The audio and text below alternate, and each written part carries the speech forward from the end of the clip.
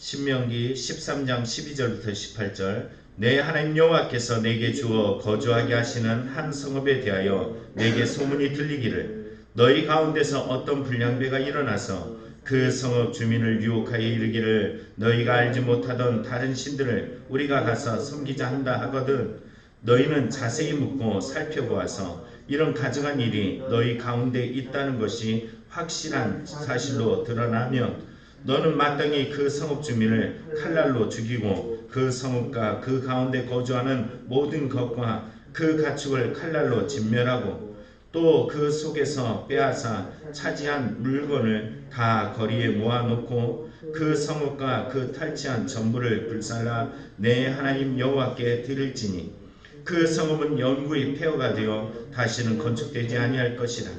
너희는 이 진멸할 물건을 조금도 내 손에 대지 말라. 그리하면 여호와께서 그의 진노를 그치시고 너를 긍휼히 여기시고 자비를 더하사 내 조상들에게 맹세하신 같이 너를 번성하게 하실 것이라. 내가 만일 내 하나님 여호와의 말씀을 듣고 오늘 내가 내게 명하는 그 모든 명령을 지켜 내 하나님 여호와의 목전에서 정직하게 행하면 이같이 되리라. 아멘. 오늘 모세의 두 번째 설교를 하고 있죠. 우상 숭배에 대한 이야기입니다. 오늘 9절을 보면은 12절부터 13절을 보면 다른 신을 섬기자 하는 이 불량배들의 선동에 대해서 다루고 있어요. 그리고 14절부터 17절을 보면 불량배의 선동에 따라서 선동되어졌고 순종한, 그러니까는 우상을 숭배한 그 성읍에 대해서 철저하게 파괴할 것을 말씀하고 계세요. 그리고 마지막 절인 18절에 오늘 이 명령대로 따라 살아라 이렇게 말씀해 주고 계십니다. 자, 오늘 어린이날이지만 우리에게 주시는 이 말씀을 따라서 하나님의 온전한 자녀로서 하나님의 백성으로서 어떻게 살아야 되는지 오늘 말씀 속에서 교훈을 따라서 믿음의 삶을 살아가는 저와 여러분이 되기를 간절히 축원합니다. 오늘 첫째 주시는 말씀은 여호와의 신앙에서 떠난 불량배가 되지 말라라는 거예요. 성경에 나타난 오늘 13절을 보면 이렇게 말씀하십니다. 너희 가운데 어떤 불량배가 일어나서 그 성읍 주민을 유혹하여 이르기를 너희가 알지 못하던 다른 신들을 우리가 가서 섬기자 한다 하거든. 자, 하나님이 주시는 가나안 땅에 들어갔을 때 그 땅에 불량배가 일어나서 성읍 가운데 나와서 말하는 거예요. 너희가 알지 못하던 다른 신을 우리가 가서 섬기자. 오늘 불량배가 선동하고 있다는 것을 보여주고 있어요. 유혹하여 다른 신들을 우리가 가서 섬기자. 여기에 보면은 그 성읍과 불량배가 하나가 되어져요. 우리가라고 이야기해요. 너와 이 불량배가 하나가 되자, 우리가 되자 이렇게 말하고 있어요. 그런데 여기 보면 이 불량배는 어떤 말을 가지고 있을까요? 불량배의 뜻을 보면은 베리알의 아들들이라고 표현하는 이들을 원어로 보면 품행이 나쁜 또는 가치가 없는, 쓸모없는, 무익한 이런 뜻을 가지고 있어요. 70인역에 보면 법이 없는 자들 이렇게 말합니다. 아람어에서는 악한 자들 이렇게 설명하고 있어요. 그런데 이러한 자들이 성경 곳곳에 나타납니다.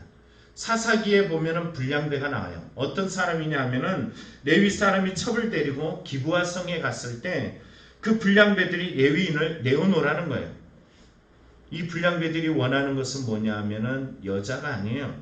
남자인, 그것도 하나님의 레위인을 자기의 욕망을 위해서 내어달라라는 거예요. 사사기 19장 22절에 보면 그들이 마음을 즐겁게 할 때 그 성읍의 불량배들이 그 집을 애워싸고 문을 두들기며 집 주인 노인에게 말해 이르기를 내 집에 들어온 사람을 끌어내라. 우리가 그와 관계하리라. 동성애를 요구하는 거죠. 이제 조금만 있으면 이제 우리나라도 동성애 이런 부분들을 참 설명하기 어려워지는 시대가 올 겁니다. 이 욕망이에요. 건강한 욕망이 아니라 불량배가 와서 레위인을 내어달라라고 이야기하는데 이 노인이 자기의 딸을 내어줘도 싫다 그래요. 결국 나중에 이 레위인의 첩을 내어주게 됩니다. 밤새도록 데리고 나서 농간한 후에 돌려보내는데 그 여인이 결국 죽게 되어졌어요. 이 전쟁으로 말미암아 사사기 20장 21절을 보면 유혈사태가 일어납니다. 베냐민 지파가 완전히 없이 되어질 만큼 심각한 결과를 초래하게 되는 사건이에요.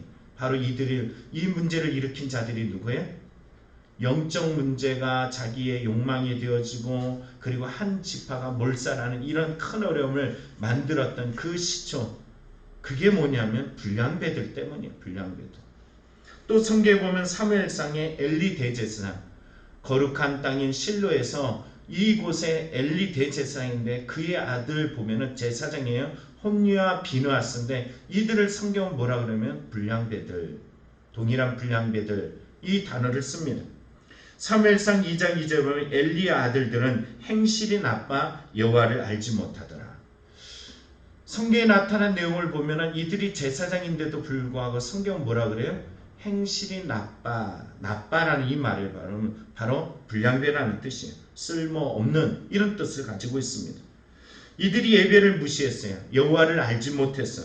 성막에 있는 여인들에게 어떤 짓거리를 하냐면은 해서는 안 되는 간음을 행합니다. 그리고 하나님께 먼저 드려야 될 제사를 자기들이 먼저 제일 좋은 부분을 딱 가지고 가. 얼마나 악한 줄 아세요? 근데 이런 자들의 특징이 있죠. 어떤 심각한 위기에 직면했을 때 누굴 먼저 찾아요? 그때는 하나님을 찾아요. 여호와 그러면서 이 블레셋과의 전쟁이 일어났더니 여호와의 법궤를 가져오자. 결국 이 전쟁에서 이 이스라엘 군대는 패배하게 되어지고 하나님의 법궤는 빼앗기는 정말 고통에 가득한 이 일들의 결과를 초래하게 되어집니다. 다시 한번 생각해 보세요. 오늘 이 불량배가 성을 유혹하듯이 우리를 유혹할 수 있어요. 하나님 없이 살게 하는 것, 그리고 하나님이 아닌 다른 신을 섬겨서 나와 같이 하자. 이 유혹에 빠지면 더 이상 하나님의 백성이 아니 되어집니다. 너희가 가서 어떤 불량배가 일어나서 그러는 이 불량배, 품행이 나쁘게 하고 쓸모없게 하고 가치 없게 하고 법이 없는 자가 되어지고 하나님 앞에서 악한 자들로 살게 하는 이 불량배들, 우리의 마음속에 쉼없이 들어오잖아요. 그래서 두 번째 말씀은 내 안을 자세히 살펴보고 이 불량배의 요소들을 철저하게 알아보고 파기시켜야 된다는 거예요. 14절에 말하죠. 너는 자세히 묻고 살펴보아서 이런 가증한 일이 너희 가운데 있다는 것이 확실한 사실로 드러나면 다 파기하라는 거예요. 여기 보면 자세히 묻고 살펴보라고 이야기해요. 충분히 하다, 부지런히 하다, 철저하다. 하나님을 떠나게 하는 것을 자세히 부지런히 살펴보라는 거예요. 내 내면 속에 삶의 영역 속에서 하나님을 떠나는 이 불량배 요소가 저 밖에 있는 것이 아니라 내 안으로, 이 성 안으로, 이 심령 속으로 들어와서 이제는 하나님의 영역을 파기시키고 하나님의 말씀에 불순종하고 오늘 불량배란 이 뜻처럼 무가치하고 품행이 나쁘게 하고 하나님을 거역하게 하고 불순종하게 살아가게 하는 이 불량배적인 요소들이 저 불량배가만 있는 것이 아니라 그 요소가 어디 있는지 살펴봐라. 성 안에 살펴봐라. 누구에게 살펴봐라. 너희 안에 살펴봐라. 어떻게? 자세히 살펴봐라. 살펴보라는 것은 조사하다, 시험하다예요. 성경 우리에게 시험해보래. 좋은 때는 시험 괜찮은 것 같아. 그런데 언제 이런 일들이 나타났냐면 삶의 영역 속에 조금만 내 마음대로 내 뜻대로 되지 않으면 우상을 숭배하게 하는 자기 기준적 요소인 이 우상 숭배를 하게 만드는 불량배적인 요소들이 내 마음의 심령 속에서 그게 좌우하고 그게 움직여요. 주님이 움직이는 것이 아니라 말씀이 주도하는 것이 아니라 내 마음속에 이 불량배들이 언제 그곳에 쑥 들어와 가지고 나를 미혹하고 넘어뜨려요. 어떤 일들로? 가증한 일들로. 가증한 것이 뭐예요? 하나님이 없이 하나님을 대신하는 이런 악한 일들, 영적 죄악들이 바로 가증한 일들이 아니겠습니까? 오늘 성경은 우리에게 이것을 점검해 볼 것을 말해주고 있어요. 어제 생명의 삶의 묵상 예세에 보면은 이 리플리 증후군이라는 이야기가 나옵니다. 퍼트리샤 하이스미스의 재능 있는 리플리 씨 이 이야기를 기준으로 만들어진 리플리 증후군. 어떤 의미냐면 호텔 종업원인 리플리 씨가 결국은 재벌집 아들을 죽이고서 자기가 재벌집 아들 역할을 해요. 대신하는 거예요. 나는 실제는 뭐예요? 실체는 호텔 종업원이야. 리플리는. 그런데 자기가 죽인 그 재벌의 아들을 대신하는 거예요. 근데 어느 날 시점이 되었을 때 자기가 어떻게 되냐면은 자기가 재벌 아들로 착각하는 게 아니라 재벌 아들인 줄 알아. 재벌 아들로 아예 고백을 하고 살아가는 거예요. 우리에게도 리플리 증후군이 있습니다. 신앙의 리플리 증후군이 있어요. 목사이다 보니까는 내가 거룩한 줄 알고 잘해서 목사가 된 줄 알고 내가 괜찮은 줄 알고 이 땅에서 하나님의 그 영역 속에 빼앗기지 않고 날마다 승리할 줄 알고 착각하며 살 수 있는 이런 리플리 증후군이 내 안에 나타날 수 있어요. 목사이지만 넘어질 수 있어요. 집사이고 전도사고 권사고 신앙이 오래돼도 항상 우리의 삶 속에 넘어질 수 있는 영역들이 허다해요. 근데 안 넘어져. 문제없어. 나는 재벌집 아들이야. 나는 문제없어. 하나님께서 나를 인정해 주셔. 이런 마음을 가지고 있으면 언제 어느 때 어느 순간에 그 불량배들이 내 마음속에 들어와 가지고 그 성을 장악할 수 있어요. 여러분의 영역을 자세히 살펴보시기 바랍니다. 여러분의 마음을 자세하게 살펴보길 원해요. 그리고선 아까워하지 말고 오늘 본문에 말한 것처럼 자세하게 살펴봐서 나타나면은 성을 철저하게 파괴시켜야 될 것처럼 그 마음들을 철저하게 파괴시키길 원합니다. 우리는 어떻게 파괴시킬 수 있을까요? 말씀밖에 없어요. 기도밖에 없어요. 하나님 앞에 회개하는 것밖에 없습니다. 말씀을 통해 자신을 날마다 비우지 아니하면은 발견되어지지 않습니다. 말씀 앞에 날마다 거울 앞에 비춰보지 아니하면 이것들을 깨달을 수가 없는 것이에요. 기도하면서 자기의 내면 속에 있는 이 리플리 증후군의 요소들이 있다는 것을 깨달았을 때 비로소 철저하게 비워진다는 사실입니다. 오늘 어떤 문제를 만났을 때 하나님께서는 내 마음속에 자세히 살펴보는 시험을 하는 역할들을 합니다. 살펴보다 뜻 중에 있다 그랬죠? 시험하다. 여러분의 마음도 시험해 보세요. 자기를 시험해 봐요.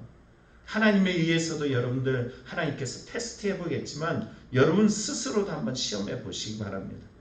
그리고서는 괜찮은지 좋은지 살펴봐서 주님 앞에 깨닫는 순간 철저하게 파기시키는 회개 작업을 하기를 축복합니다. 마지막 세 번째는 다시 돌아가지 않도록 말씀 앞에 서야 될 줄 믿습니다. 깨달아진다고 변화한다고 완전한 변화를 말하지 않아요. 우리는 수많은 간증하는 사람들의 이야기를 보면은 어느 날 시간이 한참 흐른 시점에 보면은 그 간증한 사람이 이전 삶으로 돌아간 모습들의 이야기들을 들을 때가 있어요.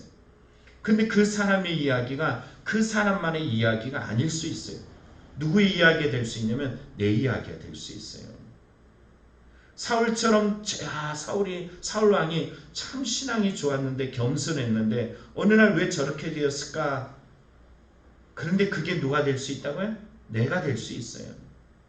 간음했던 다윗의 모습이 누가 될 수 있어요? 내가 될 수 있어요. 언제나 삼손같이 미혹대왕에서 하나님의 은혜를 잊어버린 사람이 누가 될 수 있어요? 내가 될 수 있어요. 여러분 잊어버리지 마시기 바랍니다.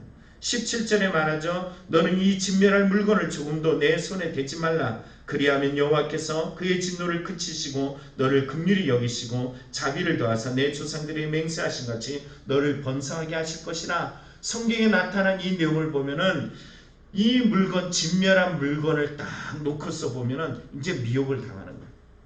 하나님이 승리하게 하셨는데도 어느 날 시점에 보면 내가 내 힘에 의해서 오늘까지 온 걸로 착각을 해요. 그리고선 물건을 딱 보면서 어떤 마음이 드냐면 욕심, 인간적인 생각들이 들어요. 그러면은 어떤 일이 생길까요? 이 이야기가 여호수아에 나오죠. 여리고성을 정복하고 나서 완전 대승을 거뒀던 이스라엘 백성이 아이성이라는 말 그대로 작다라는 뜻을 가진 이 아이성을 정복하며 철저하게 패배해서 그들이 도망자가 되어집니다. 3,000명이면 충분히 이길 것 같던 그 최대, 그들을 데리고 갔는데도 불구하고 실패했던 이유가 뭐예요? 아간의 범죄였어요. 여리고성이 자기의 힘에 의해서가 아니라 순종의 힘에 의해서 승리했음에도 불구하고 자기의 힘, 이 영역으로